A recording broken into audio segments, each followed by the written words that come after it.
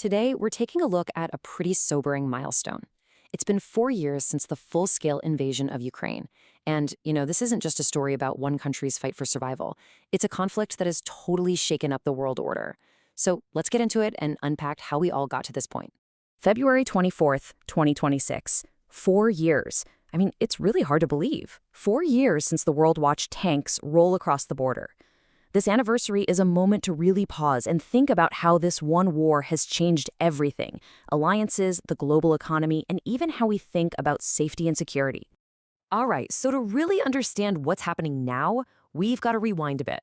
This whole thing didn't just happen out of the blue, right? There's a long history here that led us to this point.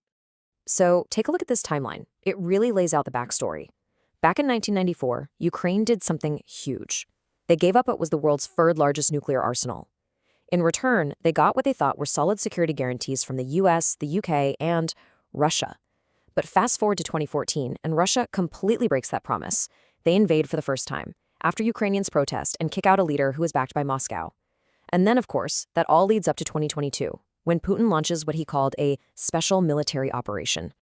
Okay, so that's the lead up. Now let's talk about the invasion itself, because the response, both in Ukraine and across the globe, was just incredible. Putin's initial plan was supposed to be a lightning strike, a quick, decisive blow. The idea was to basically decapitate the Ukrainian government, grab control of all the essential systems, power, heat, you name it, and just assume the country would fold. They really thought it would be over in days. But that's not what happened, not even close. Instead of a collapse, they were met with pure defiance. And it was all summed up by this one quote from President Zelensky. When the US offered him a way out, he came back with, "The fight is here. I need ammunition, not a ride." Wow. I mean, that one line just electrified everyone. It told his people and the whole world that Ukraine wasn't going anywhere. And the world responded. Fast. The international reaction was just massive. The US spearheaded this global coalition, sending something like $50 billion in military aid. NATO, which people had been questioning for years, suddenly found this new sense of purpose and unity. The G7 and the EU jumped in with weapons and humanitarian aid. And then you have the sanctions, truly unprecedented stuff. They even kicked major Russian banks out of SWIFT, which is basically the plumbing of the international banking system, a huge move to isolate Russia's economy. But that amazing unity, that powerful united front, well, it was about to hit a major snag. A huge test was coming, and it would start to shift the entire momentum of the war. 6 months, that's the number you need to remember. For 6 months in 2024, US funding got tied up in political knots. And that's a lay. It opened a critical window of opportunity for Russia.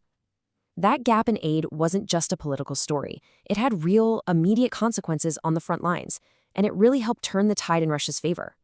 And here's the crazy thing. People saw this coming.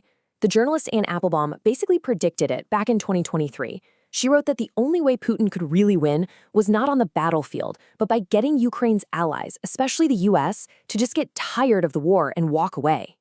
Well, after the 2024 US election, that's pretty much what happened. It wasn't just a delay in aid anymore. It was a complete 180-degree reversal of US policy, and it happened fast. Just look at this comparison. It's night and day. On one side, you have the US leading this global charge against Russia. On the other, suddenly it's about direct negotiations with Putin. We went from sending billions in aid to demanding that Ukraine make major concessions, from leading the sanctions effort to openly siding with some of Russia's justifications. I mean, it's a total flip. And the specific moves were just jaw-dropping. You had a US envoy meeting with Putin without even getting a CIA briefing first. The president gets off a 90-minute call with Putin and starts echoing his talking points. The vice president goes to the Munich Security Conference and actually attacks European values. Zelensky gets called to the Oval Office, only to be, by all accounts, ambushed and lectured. And then, to top it all off, Putin, a man wanted for war crimes, is hosted right on American soil. Just wow. So, as you can imagine, this massive pivot by the US sent shockwaves around the globe. And America's allies, especially in Europe, were suddenly forced to figure out what to do in this completely new and honestly pretty scary new reality. The change in the global mood is so clear when you look at these 2 points in time. Remember back in 2022? Landmarks all over the world were lit up in blue and yellow. It was this incredible display of solidarity.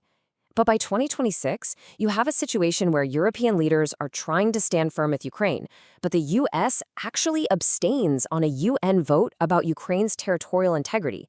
That's a huge public break from its allies.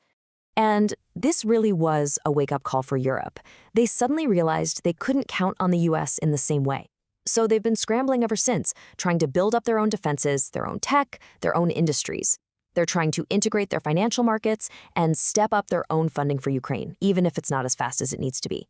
And they're doing all this while Russia is poking them directly with things like sabotage and even sending drones into their airspace. In all of this, all these geopolitical chess moves and high-level strategy, it's not just an academic exercise. It has had a devastating, very real, and very measurable cost in human lives. Just look at this figure, plus 70%. That's the increase in Ukrainian civilian deaths in 2025, compared to 2 years earlier. That spike happened right after that big shift in international support. It's a direct, horrifying link between policy and human life. And you can see the immediate impact even more clearly here. Just from 2024 to 2025, civilian deaths shot up by over 30%. Again, these aren't just numbers on a slide. Every single percentage point represents real people, real families, whose lives were lost as a direct result of these decisions. So all of this leads to the big question, right? After 4 years of this brutal, grinding war, who's winning? Well, the answer is complicated and pretty grim, to be honest. Most analysis suggests that Russia has been weakened, for sure, militarily, economically. But Putin's government? They're not backing down. And on the other side, Ukraine continues to fight fiercely to defend its land. And that's the key thing to remember here. This war can't end because Ukraine decides to stop fighting. They are defending their homes. It can only end when Russia decides to stop attacking. I want to leave you with this one last quote.